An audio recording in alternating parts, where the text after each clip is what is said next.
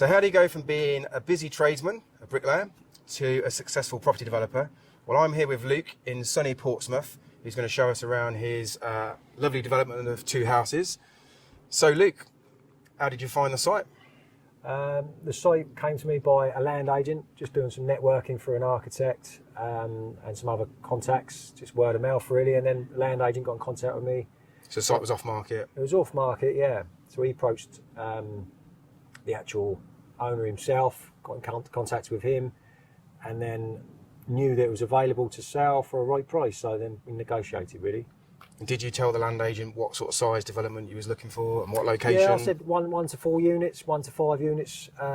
That's sort of like our business model. That's what we're trying to achieve, really. We've done 2 on another 2 occasions, so this is just the same again, really. So we're trying to step it up maybe next time, but even in single plots, they still work if the numbers stack, and go from there, really. Okay, and does the land agent take a fee? Yeah, so the land agent wants a finder's fee. Yeah, finder's fee. So no different than an estate agent, really. Yeah, but then you're paying the agent to find a site, whereas people would normally pay an agent to sell the site. Yeah, exactly. Yeah, so he's even come to site the other day and said, "I might have someone else for you," and that's okay. We're not quite in the position to actually get the next site yet, but hopefully once we get one over the line and sold. Would you talk about joint ventures though, rather than a purchase? Would you go down that sort of route, possibly? Yeah, possibly. Obviously, it all depends what particular site it is and whether it works for everyone, really. But predominantly, we'd like to buy a site, do it ourselves, turn it around, and sell it to the open market. Yeah. So a lot of my mentees are now doing joint ventures with landowners on the basis that if they have to go and raise the equity, they've got to probably give away a very high rate of return, or even 50-50 with their JV partner. So they may as well do it with the landowner and give the landowner 50%, and then they don't have to even go and raise the money. So they can do them a lot quicker, they don't have to raise the money, and they're no sort of worse off in the sense of... I think if that gets you the deal, you speak to the landowner, you obviously got to see what their circumstances are and what they actually want to achieve, whether they want a hands-off money in the bank straight away. Yeah, I mean, some vendors will want the money, but what we're finding is a lot of vendors are quite happy and interested because landowners tend not to be motivated like property landlords and stuff like that, but then also you can offer them a lot higher price. So, you know, let's say a plot of land like this was 400, you can say to the landowner, say, well, look, we'll give you 500 or 600 by the time we profit split. That's just a lot more attractive, and we can get started straight away. Yeah, definitely. So, and then that way you're not also restricted by saying, well, we can't buy another bit of land until this one's sold. Yeah. Do you see what I mean? You can keep going all the time, and then there's no limit on how many deals you can do. Well, that's true, because obviously you need the cash in the pot to be able to purchase the next one, even if or you timing the sales. Yeah, and that's like it. Yeah, you don't want to come unstuck and leave yourself exposed with regards to financial difficulties, do you? So always try to plan ahead. I think we've got like a 16-month term on this particular one with our development finance. Yeah. And you sold one and you got a viewing today. We sold subject to contract. The lady is putting a big deposit down and bespoking it to her own taste. So we've said, look, it needs to be 10 or 20 grand to put down, and she's happy with that. So that's good, she's going to then, once that comes in, obviously to the bank account and sort it out with the solicitors. We're then going to.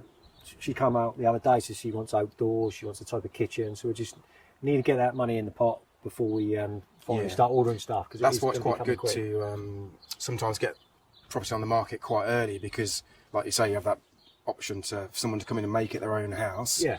But not too much.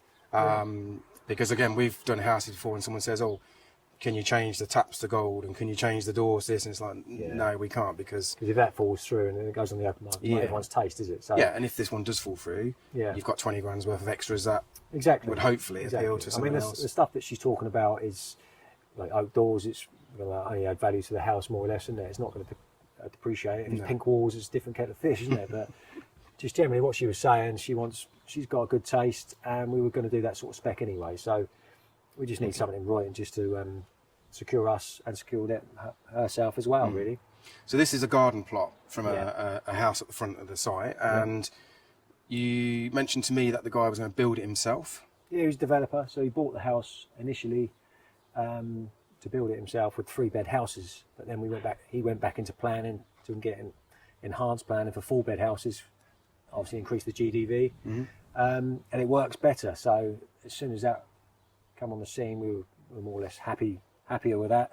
Like I said to you before, it was a bit tricky getting over the line last year. He pulled out, and then. But you did persist, and that's one thing we were talking off camera, weren't it? About keeping in communication, keep speaking to the vendor, because I always think like circumstances change, and this took you what 6 months to sort of. We backwards agreed. and We forwards. agreed in February last year. Yeah. So we're going through initially. We were meant to complete in June, end of June. Couldn't get the money in time, and he basically went in for planning and said he was going to build it himself. Ghosted me, totally blanked me for 4 months. I kept texting him, messaging him, saying, "Look, if you get enhanced planning, I will offer you more money." And then finally, Friday before Christmas, he said he'd sell to me. It's the best Christmas present ever. Because we had a lot of money tied up, and obviously exposed as well, because abort fees with the lenders and things could have been quite catastrophic really. But persistence is a key. Stuck with it, obviously, from your course that you've done, and just a bit of advice along the way really. I always Just say stick like, with it's it, never wait done for until strength, it's done. yeah, the, exactly. the property's never sold till it's sold, or the plot's never sold till it's sold. And the people that really get the deals are the ones that persist and just, like I say, just keep ringing up. Just because someone doesn't answer the phone, they could have personal situation going on, that could be on holiday. We paid a little bit more than we wanted for the site, by another 10, 15 grand. But in the scheme of things, it's over the line.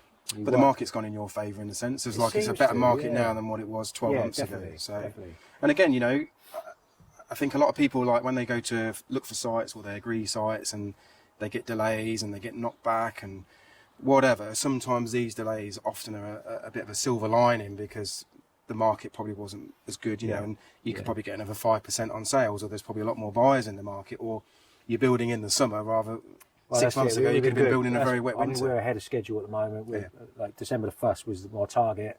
We should be finished by October the 1st. So, really, as much as that. Yeah, We so bet saves on finance, like you say, gets people in for Christmas. Like we've got a 16-month term, so that's constantly in my mind, just to build and sell. So obviously that's just keeps you on your toes, and you try to push in the right direction. But they've more or less gone up in parallel, in conjunction with each other. Building two houses is quite good, isn't it? Because like you say, the work can keep going. And I stuff took one with my apprentices and a previous lad that used to work with me, so that was our plot. Yep. We done the brickwork on that, and the other plot was another gang of bricklayers that I use along the way as well. And what was that? Just to speed it up? Because like you said, you got finance on there? Or? Well, not really. It's just the fact that I wanted to build something. I just want to be part of it. Yeah. So this one we were lucky enough to call. I remember, why didn't you build them all, like, you know, both of them yourself with you and your apprentice? Because obviously timescales. Timescale. Yeah. So if we done all the groundworks, done all the block and beam, all the drainage, but then obviously I needed help to push on with the build. So I mean, you could sit there and do the rest yourself, but it's never going to get built at the same timescale, is it? So. No. And you work weekends? You're down here like every Saturday? No, I mean, I'll let the boys in. I've got a supervisor for the day if someone comes in. But yeah, we have been working Saturdays. But myself, I generally just let the boys in. Supervisor takes over. The roofers carry on.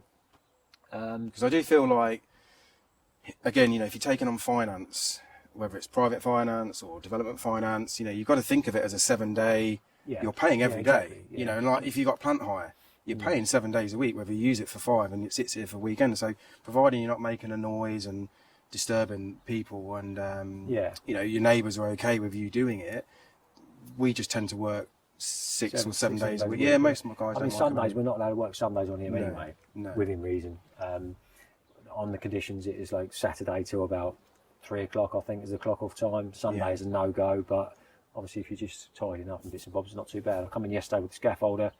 We just cleared out the last boards, which was Sunday yesterday. But that's the only time I've been in on a Sunday. But I do understand that. It's family time for me as well, so I'm trying to just get the work-life balance.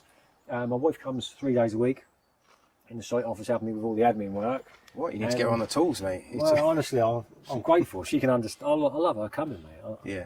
It's nice because I've had years of just grafting hard. Well, you're there, coming she's home there. busty, and she's going, why are you not home and all this? But now she can understand the process, what I'm doing during the day, and obviously constantly organising things for the next couple of weeks or whatever. You've always got to think ahead as a developer and definitely contractor, haven't you? So it's another set of eyes on the job, isn't it? Yeah, no, it's good. That's, I mean, with Danielle, she's taken the pressure off me a little bit, doing the admin, doing the obviously spreadsheets to see whether we're on cost, like how our build cost is going, whether we're under budget, over budget, so we can analyse it. But we're pretty good at the moment being under budget. So that's good. And again, you know, I'd probably say that's quite rare. But like you say, you're here every day. You're working on the ground. Some people do think, getting on their first development is about leaving the guys to it and they clear off and No, yeah. go on holiday. And, Each to their own. you know, I think that comes. Yeah, But I eventually. think the first one or two, roll your sleeves up, Yeah. eyes on the ground every day. I personally like to be on the tools because then I think the boys appreciate you a bit more. But there's always these little things. What do you want us to do there? Yeah. How do we do this? Can we have that ordered? And if you're just here every day, it just, like you say, you're ahead of schedule. And I think that's a result of that. Yeah. Whereas if you're not here all the time, I think that. But it's just the way I've always worked, and I used to work for a friend of the family. Basically, I always took on his work ethic as well. We'd dig driveways out all by hand. Never had a digger. Yeah, really. Dig out one day, scalp up the next. Whereas now I just dig out and scalp up the same day. It's just.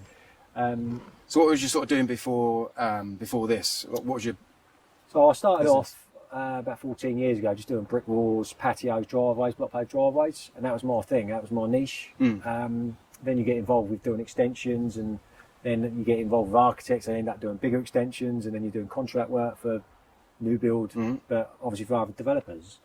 But you get to a stage and you think, well, I want a bit of that, and why can't I do that? And then obviously now I've obviously met you, and the progression that I've learned a lot from you over the last 3 years. Yeah.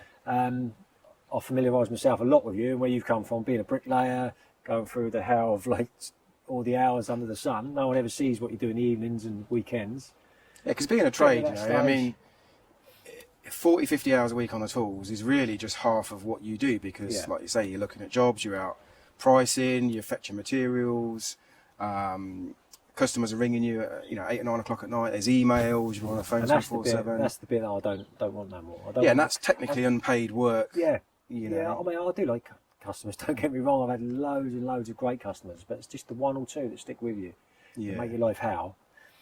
Which it does ruin needless. it, but you're always going to get really some things. I was told 1 in 10 customers, it tends to be a bit of a pain in the butt. So if you're getting more than that, that could be you. Yeah, that's it. Because You've it got to takes start thinking what you're doing. Yeah, it could be you. So, but 1 in 10 is the norm. Like, and we're all going to get them. We're always going to get them. You even get it when you're selling houses to customers. You know, most of them are fine. Every now and again, you will get one that's a bit of a pain in the butt. And sometimes we do refuse people if we don't think they're going to be a good fit for the house, especially if you've got neighbours. Yeah. Because you've got to think, well, they're really lovely, and that person's going to be a bit Especially if they've lent you water and electric or something over a period of time and cups of tea of a certain size, isn't it? But you're saying you get on well with your neighbours and you've got water and electric. I'll pay them a monthly fee for this one. Yeah. They've just moved in about 2 months ago, so Right. I was paying the existing owner that originally. But then when I've had to, I've just gone round there and speak to his neighbours next door as well. Lovely people. Put this fence up and modified a bit their side for them. So yeah, because like you say, you're here. Sorry to interrupt this video, but what difference would £100,000 make to your life right now? Every single build we do, we make £100,000 profit, and more importantly, you can also. Want to know how? Go into the comments, click on the how to get started in property development. Thank me later. Let's get back to the video. You know, you're working sort of 6 to 9 months here, and obviously you're making noise. You've got vehicles outside on the road, so it is a bit of an inconvenience for the neighbours, and you've got to keep that relationship. And like you say, I mean, we just sometimes go around and buy flowers, but we keep in good relations. Nice touches like that at the end, isn't it? It's good. I mean, when they're digging the road up for the electrics and stuff, I sort of like give them the heads up as and when they Yeah, that's it. Yeah, just let them know. Yeah, it's just courtesy, isn't it? Really, just courtesy. Yeah.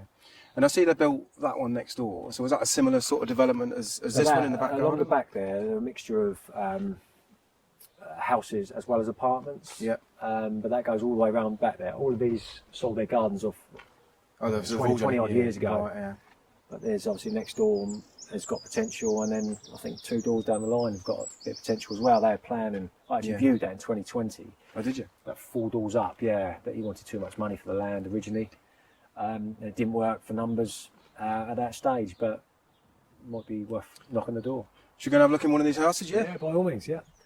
So this is plot 1. Yep. So we call this Middlewood House. Middlewood House, nice. So you've named them, have you? Yeah. Yeah, so I think it's good. Got Middlewood House, so it's partly the Middleton name. Yeah. And my friend Simon, who's the investor. So you've got a business partner that you're business working partner with on an SPV. So yeah, we're joint business partners in a 50-50 split. And is Simon sort of fairly hands off, or does he just keep him regularly, leave it to you? But he's doing all the solicitor sort of side of it. He said, look, just tell me when you want me to speak to the solicitors, and I'll get all that bits sorted. Which is not an enjoyable pressure part. off me. It's not an enjoyable part of the job anyway, is it? Dealing No, with but obviously he paperwork and CCs stuff? me into the emails so we can just chat between if need be. But Yeah, yeah. that does help. And no, I'll just keep him updated. He sees my daily Facebook news feeds and stuff. What's going on? He pops down every 2 weeks, maybe something like that. Good stuff. So yeah, this is the entrance hall. These blocks look so small. I haven't laid these blocks for ages. Oh, you They're use the big Durox, right? Yeah, always the 600s. Ah, right. They look so tiny. Yeah. I haven't seen them for ages. So these are just 3.6 Newton ones. Just the Salcons, these were. Salcon standards. And what have you got cavity-wise? Just 100. So we've got 150 mil. So we've got 150 dry firm 32 in this. So we've gone for that on our next build, and I much prefer that over like closed board. Yeah, it's just a lot of hassle with the Celotex. And well, we've been building houses with, dry firm cavities for years, and they're always warm, especially with the like you say, the Celcon blocks.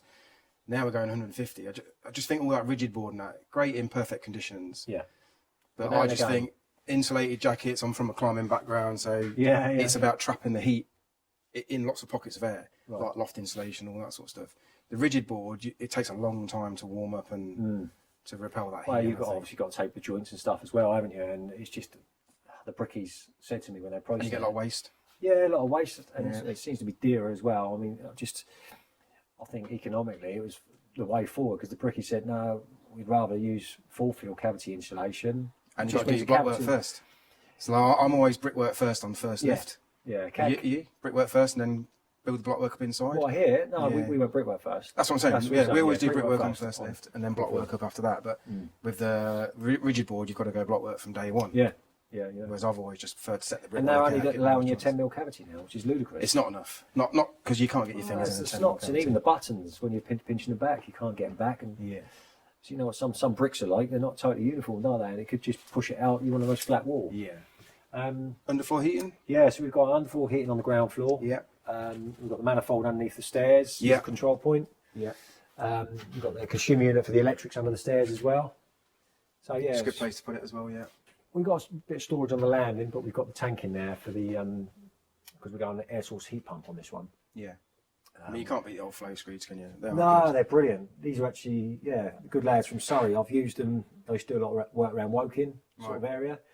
And I've got their number from up there and when I was doing extensions and so forth. But I've always used them ever since. So about 8 years, 9 years I've been using them for. These are things that you've got to do, like... Yeah. So you've got to protect... we wrap our doors up completely now. Yeah, to be fair, we need to do that. And that, like, so you put the tape on there. Because people just walk on them and, scratch them all. They're just worried about their job, aren't they? Not worried about... Yeah, and it's only when you're cleaning everything and sort of snagging it that you get a problem and you think, well, I don't want to have to replace a 1,500 quid front door or something. So no, exactly. I know these days you can still get more touched up and sprayed and stuff like that, but prevention is better than cure for sure. So. Definitely. Yeah. This is nice. So you've got more windows. Yeah, so this is the lounge, this one. In here. There's no space for two windows actually, because from the outside it makes it look a little bit. But we do live in a country where it's one window per room, and that's standard. Yeah. And I just think, like, you look at America and all that, and they'll have windows on as many elevations as they can get them. You're just taking the best bits from everyone else, and they're moulding it into your little project, really. Yeah, slightly lower sills, haven't you, as well? So. Yeah. What are these? 1350? I think they are 1350. These. Which is about, I think it's the highest you can go on a sash, isn't it? I think. Yeah, I was just to be advised by the window fitters on these. Yeah. They were trying to tweak things out and obviously means of escape and bits and bobs. But we've got a feature wall going on there, so we're going to have some sort of maybe some acoustic panelling or something down, maybe centrally, or whether the whole wall gets done. We're a bit unsure at the moment, which is sort of like little things like that. They can make a big difference, can't they? Because it's that wow factor. Just subtle little features. Cinema walls. I know it's making it a little bit more personal from my perspective, but I want to put my own stamp on it a little bit. Yeah. But like I say, that's where the TV's going to go. Yeah. So that's the media. So exactly. Make a feature of it, and it just didn't feel fit to put it on there. I know obviously the sun, the glare, and things, but they can always shut the curtains, can't they, the blinds or whatever. But that just seemed to be the way it worked with the sofas and things in here. Yeah, it might make it look bigger actually with that one wall. Yeah, I mean, you're talking about the wooden battens, that sort of stuff. Yeah, that's it. The slatted panels. Call it acoustic panels. 70 quid each, something like that. So yeah, something like that. I mean, it depends where you get it from. Yeah, but I don't know whether to do that and then have a blank, another sort of material over the top of it. A bit unsure at the moment. Mm-hmm. But yeah, we've got air source heat pump on these builds. Solar panel on the roof. The air source heat pump's going down the side. The solar panel was like a planning requirement to have 10% renewables. There's a requirement with us like SAP SAPs, calculations yeah, and yeah. things. The man we're using to do all that, he works for a big national building company. So he's told me certain things we've got to meet, the criteria we've got to meet. Obviously, even on the window reveals, he wants insulated plasterboard. Whereas normally we don't normally do that, but he's saying insulated plasterboard on that. So like there's, I can't remember what it's called now, but yeah, it's got like I the think Certex on the back of I it. think it's like just 9mm. I think it's 9mm, 10mm, and then the plasterboard itself. So I spoke to the dry liners on that, and they've got a specific material they're going to use. But yeah, what sort of challenges you've had while you've been building? Any particular? just on the first couple of days digging the foundations. Yeah. There was a bit of a tornado here, so Was it? sides collapsed on a few bits and pieces, but we had to shutter them up. Yeah. But apart from that, we've had really good weather. Really have. Now this is like the entrance hall, and then you come into here. We have an open doors. We have some sort of like crystal doors They're here. nice. They are the black ones. Yeah. They're really smart. I do Just like a them. few little touches in here with the double doors, and then I'm going to have a single crystal door on the lounge. See, I think you can do that as a small developer on a couple of houses. Yeah. I think you can put those little touches in, and it's probably might cost you double what it does a normal door, but you only get one set of doors. Yeah. So it's worth the money. I just want a few quirky little features to just stand out from the rest, really, and just it's a bit more bespoke. How come you didn't go all block work downstairs? Just the architect? I was speaking to the architect, and we were saying about can we go from side to side. That's when the structural engineer got involved, and he was happy to do that. So Yeah. I think it was because it cuts out some of the work for me. Yeah. Because obviously the carpenters are on a set price. I mean, it's cheaper in stud work, isn't it? And like you've got your utility there, and you're on the toilets now, so it is easier to run your pipes in the stud work. Yeah, definitely. To be fair, that's probably what we talked about initially. I think it was a while ago before we've done that, but I did have to, because that was a big span between the two from side to side. Yeah, for wind bracing normally, isn't it? Yeah, well, it's for the floor joist as well, really. I had to tie that in the span over there, because we use 300mm joists. Yeah. We've got eye joists on this rather than Posi joists, which we normally use, but it was quite a difference in price. I was going to say, posi joists are not cheap. No, they're not. And you got to watch the sparkies, like Well, that's it. pulling the cables. It gets quite sharp, doesn't it, on the angles? But because we did the stack pipes and so forth run in certain areas, it was not really needed to run it in the posi joist. So that's why we went with eye joists, saved a bit of money, and they're 300mm, so we had the scope to do that with it and still keep the ridge height the same. But these are not going to twist or crack, are they, either? So you're not going to get any movement. No, they're good. They're really strong. You go 15mm on the ceilings? 15mm on the ceilings, and then just 12.5mm on the dot and dab walls. Yeah. Keep the dabs nice and tight. This one's ready for boarding now, yeah? It's already. They're meant to be here today. But, meant to be here today. I'm going to chase them in a minute. I think Monday. materials are coming today. It's Monday, yeah. But yeah, so we've got a steel going over. Pad stones in? Yeah, 2 pad stones. You not just do them out of engineering like normally? Or? No, I'll just, whatever they tell me I'll do. Yeah. But my structural engineer did say before, you can just use engineering bricks. Yeah, I think there's some rules just changed on this about the cuts on the blocks or something. I did see something recently about how blocks have to have a certain bearing and like where you've gone around that reveal there. Yeah, I can't think what it is, but it's just looks NHBC have just brought something in about all these cuts and briquettes and bricklayers have got to think a little bit more about it rather than just building. Where you get from each building inspector, they say different things, and this is why it's nice to just deal with one person all the time. So we've got independent one on this. And they doing the warranty as well? Build Zone are doing the warranty, so we've got a 10-year warranty with Build Zone. We always use Build Zone because they're cheapest, to be fair. Yeah. I think the service is really good. This is my third build with them. Yeah. New build project, and we've used them every time, and they're so easy to deal with. They are. Yeah, but we just got an affiliated building inspector with them who are doing the warranty inspections as well. Mm-hmm. So it's good. It's good. It works well. So you're going to have an island in here? Yeah, so we've got a kitchen all the way along that side. So we've got oven, fridge, freezer, sink underneath, and we've got an island with the hob, which we normally go for Neff. I know you said about Bosch. Yeah, we'll go for Bosch and Neff. I say medium range. I mean, they're a lot top end of medium range, but yeah, Bosch, Neff. We have put like Siemens and stuff in, but I don't know. I mean, like my wife's friend bought a house, probably worth £1 million now. Lamona.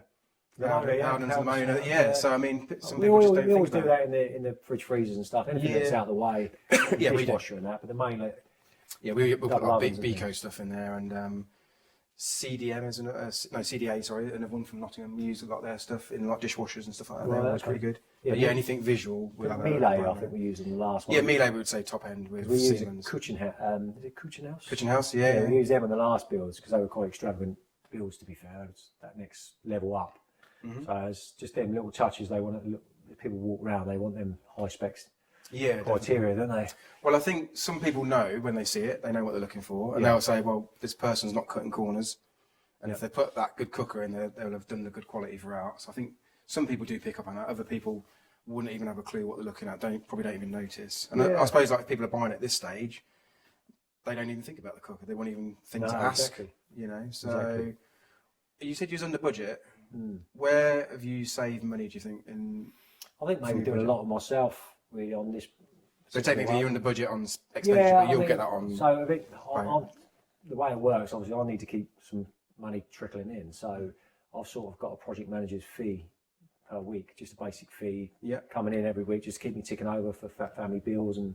Which just and comes so from your forth. finance, development finance. Yeah, it's through the development finance. So it's one of them. So I've done a deal with obviously Simon. I've said I need that per week, but that will come off my overall profit at the end. So that's the deal. Just to I think this is a big thing because a lot of tradesmen I need loads of money to become a developer. How am I going to earn my money while I'm doing the development until I get my profit?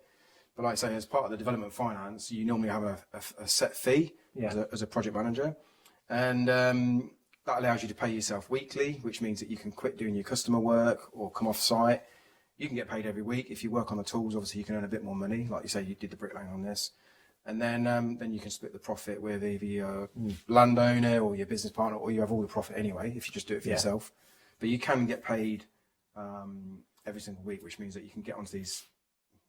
You know, you can literally just walk into them and start getting paid from day one. So you can, and lenders like that because they keep you invested in the job. Like I say, it means that you haven't got to go and do anything else. It's very thorough. I'm going around checking things. There's a few little things I've got to go around here today, and just a few little noggins or fixings in the walls.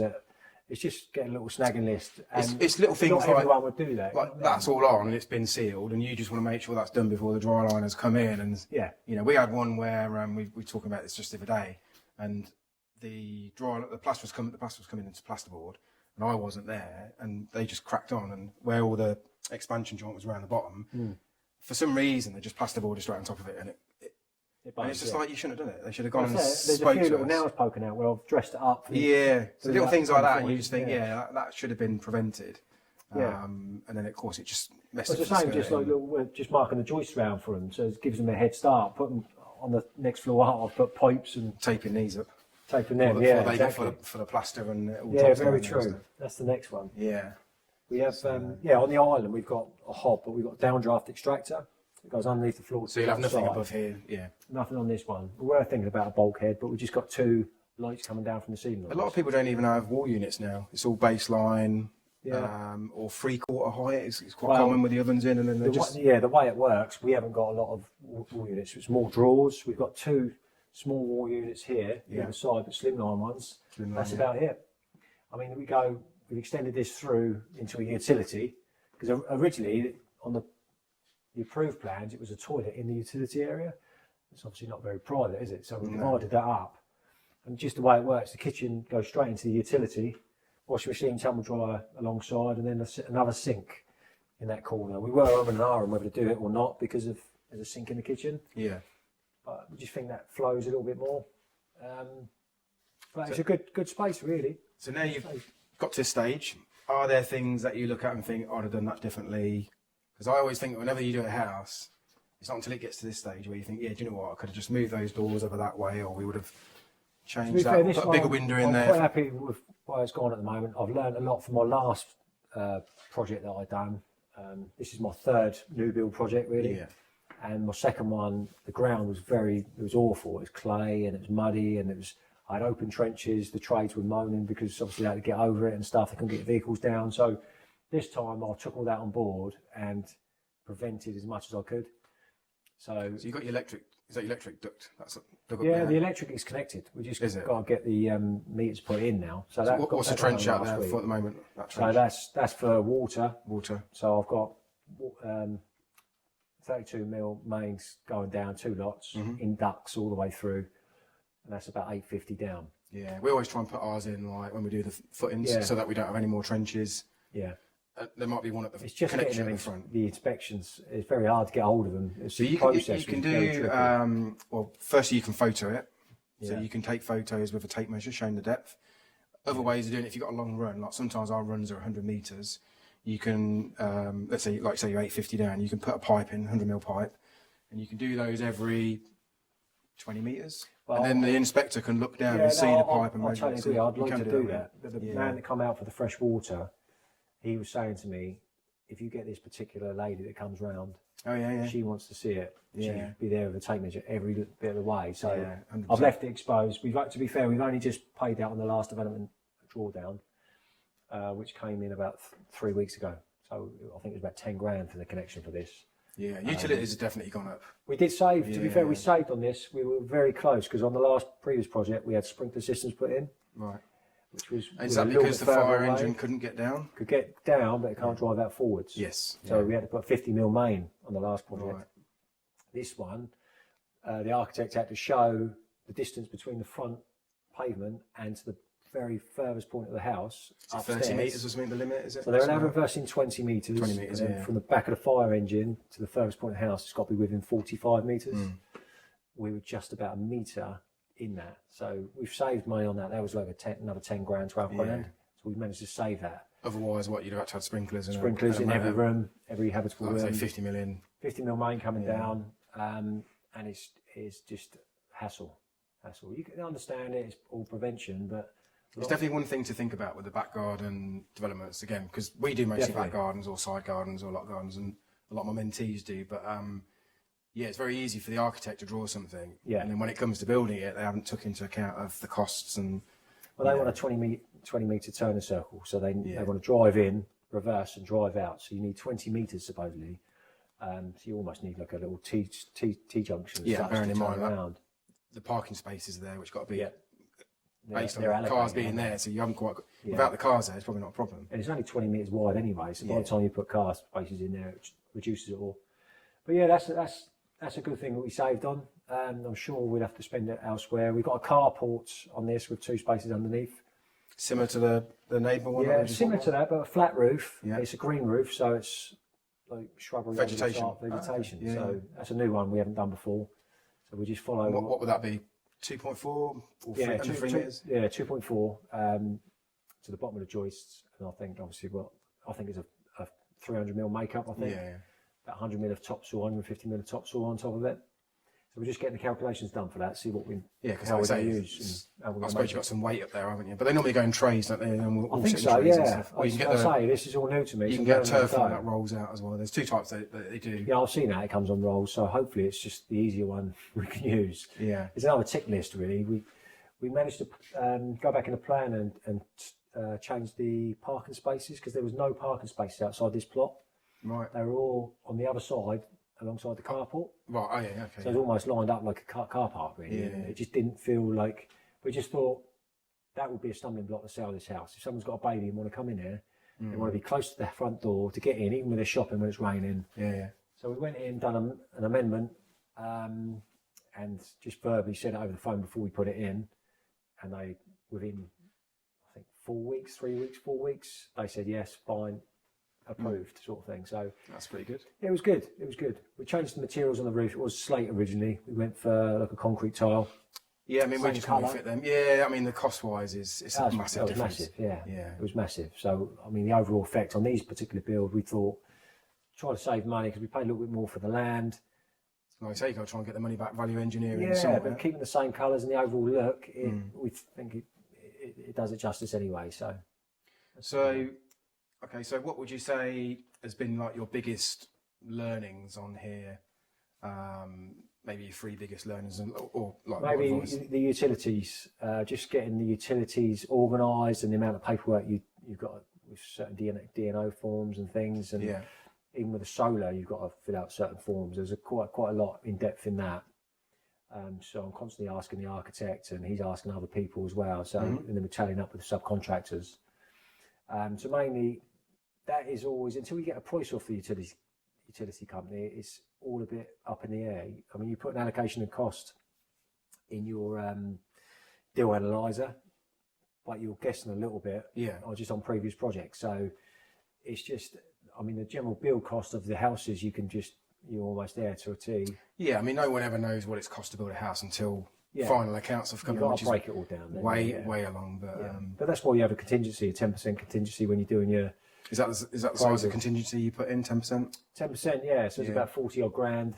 I'm just in my head. I'm not touching that at all. Yeah, you'd probably get away with less now because you've got experience and you've bought projects in under things. So you may get away with 6 or 7% now. Yeah. Especially if you go down timber frame routes. Yeah, it's getting evidence, isn't it? Yeah, it's getting evidence and just showing them your past portfolios and going from there.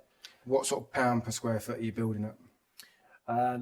We go from DPC upwards, so we. Yeah, I mean, I haven't totally analysed that, but it's about 150. 150. So that's pretty good if you're going high spec kitchen.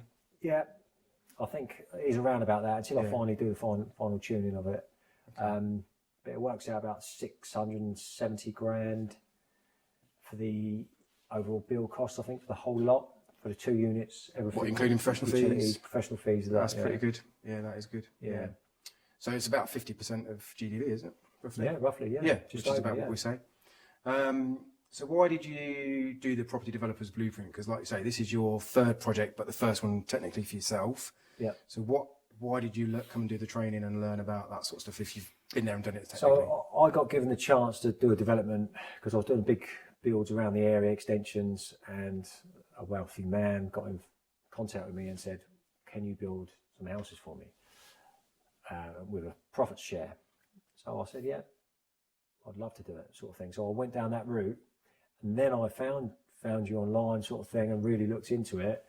I then done your online property developers blueprint. Mm-hmm. So I had that over Christmas, I think, analysed it and just. You get some big Christmas presents. Wow, I remember messaging you and saying, "Is there any deals on this?" And you went, "No, that's what it is. Best Christmas present ever." But we done that. I remember doing that over New Year, just analysing it all.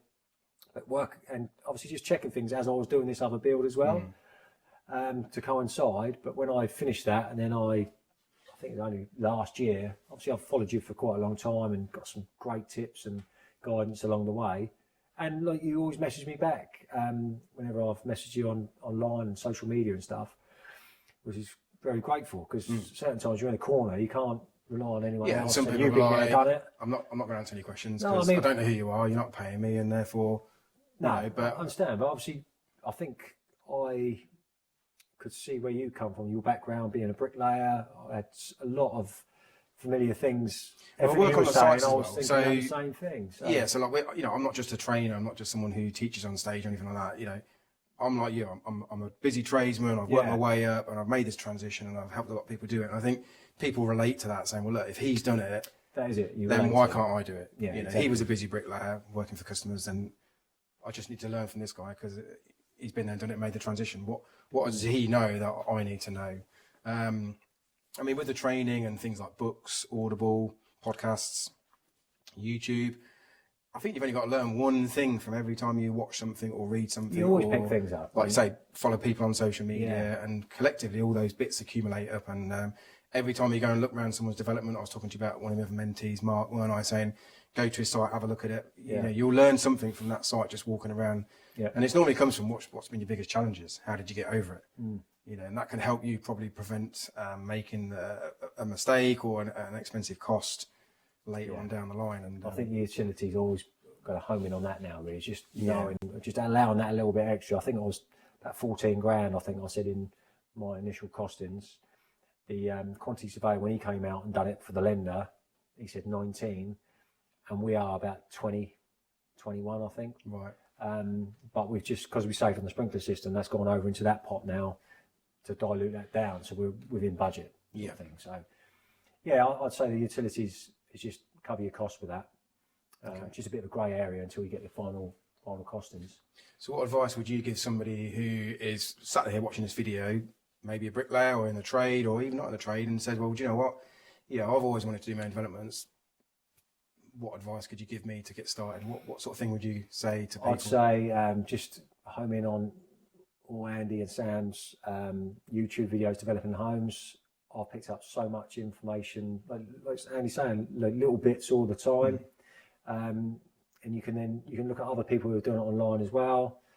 But just, you need some sort of guidance. And with your 8-step to the focus blueprint is what you got to go back to all the time, because one minute you get ahead of the game and you think, oh right, I've missed that bit, so I'm almost there. But it's each stage is very important. I bought the online course, but then I've done a 3-day event with you in Peterborough last year, and I took my wife up there for the day. She said I could do that, and it was just for me, because we're a team, me and her, you know what I mean? So I wanted her to understand in front of like a classroom, you saying to everyone how it all works, and she now believes in the process as well. So yeah, it's important to have that support. I mean, I'm very lucky that, you know, my wife, who's filming now, she supports me, wanted me off the tools, saw me coming home like working late at night, too knackered to really do anything, not spending enough time with the kids and stuff. So I think it's very important, but very lucky if you've got that support. And I know some people don't have that support. Yeah. Because we get a lot of people come to our training, and we speak to a lot of people with the same sort of thing, and their wives will say, well, look, you're earning good money.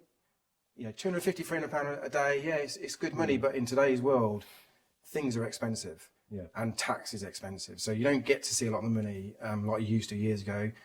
And, you know, physically, can people last 50 years working on the tools? It's a challenge. You got to look around and see people who go out the pub with like friends and that, and they spend all their time out there. They're the best people to say, yeah, do this, do that, but they're still going out the pub every weekend and drowning all their money, aren't they? And but once you get to your 50s, you know, body starts to show signs of wear and tear, and at that age, it's very hard to change your ways. I mean, we get people come in from, you know, 20 years old to do developments right up to in the 60s. We were talking about Frank earlier, you know, 66 years old. Never too late to start. He's got his spark. He can't wait to get on his next development, and loves doing his work, and he can pick and choose what he does. So we get. It's just amazing now you can understand. Now I can understand how you can get to that. Be a developer. It's not all these developers haven't got massive amounts of money in the bank. Not everyone has, but some people have. But you lend money to make money. So it's just that getting that initial part of the investment, whether it's through like private investors, or whether you got your own money, or using your own house or something like that, to get you on the step, to just get your first development underway. You said about that borrowing really money when we first spoke, when we first got on site today. You said it's quite a hard thing for you to do, but now you've realised it's a big stumbling block. Now you realise it's actually that's what it takes, and it's a win-win. Yeah, do it with the right people. That's the main thing as well. What I've understood now is that people, as they get older, they put their money into an ISA and happy with 4 or 5% interest a year. Not good in a world where you've probably got 10% inflation, though. No, exactly. So really, they've got to be earning 10, 12% return annually, haven't they? Really, to make it work for them. So when you offer 10, 15% return just to borrow money for 12 to 18 months, it's got to be an incentive to go, hang on, I'm getting double that. What sort of security can I get? Can I have the first charge? Can I have the second charge? Or whatever. But is your money safe in the bank? Well, exactly. 85,000 is all that's insured. Yeah, that's worrying. That is very worrying, isn't it? So, you know, money's not good in the bank. It erodes the rate of inflation. It's not that secure. Would you trust the government with your money in the bank? It was what happened with Cyprus in the recession. They basically took all the money out of the bank over a certain amount. So, you know, where do you put your money? Yeah, so sometimes, you know, bricks and mortar, bit of security, someone with a track record and experience you know, there's such a huge demand. Like you say, you're selling these before they're even finished.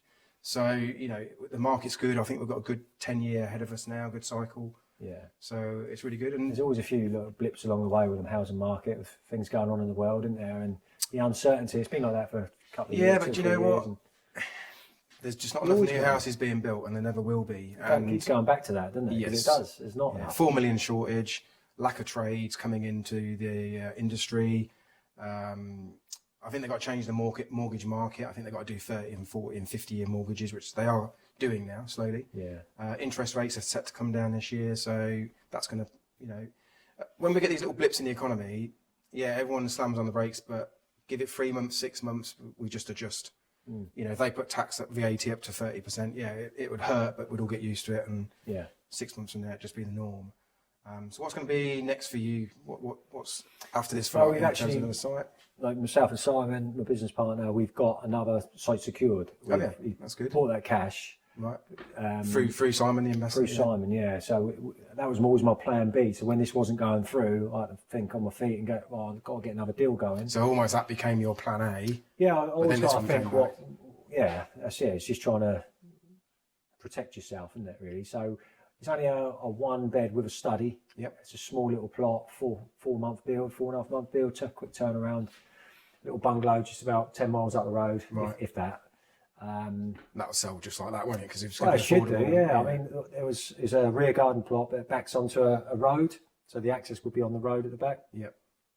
There's one next door, but one's gardens up. They built it in 2021, and they sold that for 290. So we based all our costings on 290. I know we're 4 or 5 years down the line. So hopefully you should get more than that. Yeah, well, our basis is around that. That's what our costings are on, so we should get a bit more, we're thinking. And then what, are you going to start looking for another site after that? Because obviously that's going to only be 4 months. I mean, I'll keep, my land agent come here the other day. Another one that we bought the other site off of, he texted me the other day saying, are you looking yet? So they're all thinking for us. Yeah. Obviously it's scratch each other's backs, don't they? They obviously want a little premium out of it, which is great.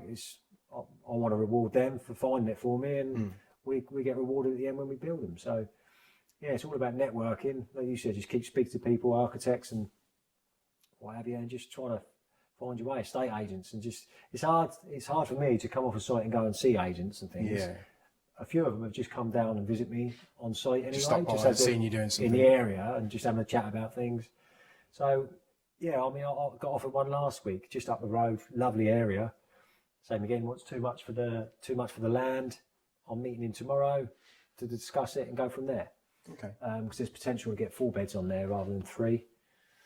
With just a bit of change of design, but I think he's going to pay for the planning, and maybe if he can get the planning, then obviously we'll increase our offer.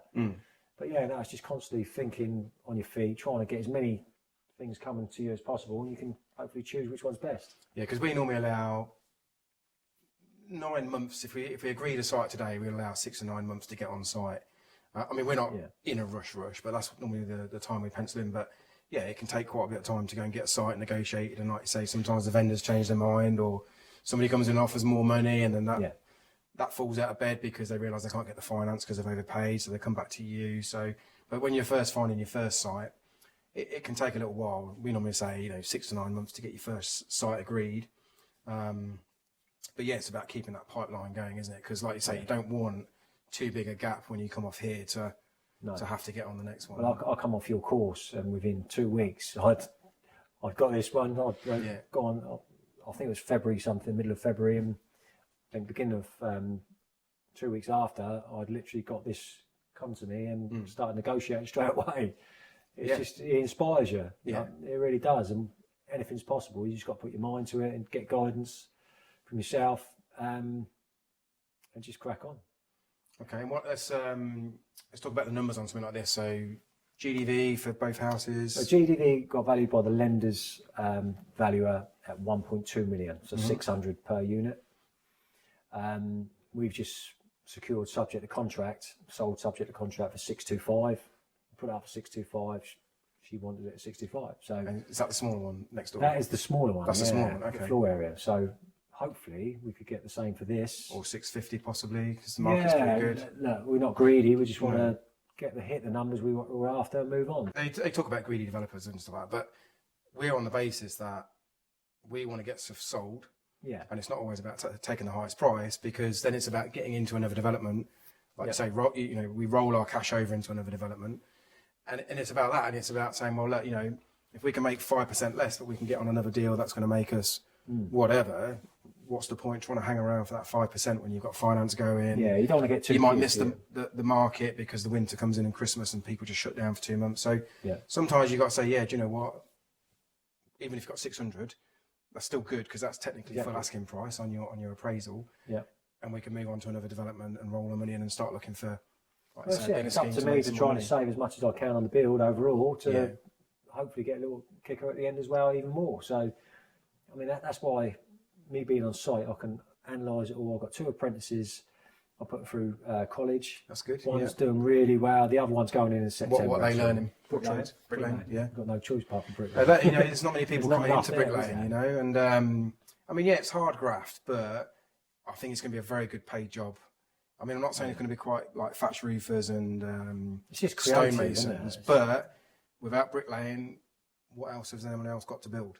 You know, so I think like, yeah, it's good that you're doing it, and you need a stable economy to be able to take the risk and do these sites and stuff like that. So, and that's good, and you know, hopefully those apprentices will then pay it down to bring other people under their wing. So, Yeah, exactly. but I was an apprentice. Did you do an apprenticeship? Yeah, I done like Chichester, where you've just been, really. Okay, so yeah, so 3 years. apprentices naturally want to pay that down and try and help people. We try and help a lot of young people. My sons are only 23, but a lot of their mates are doing trades.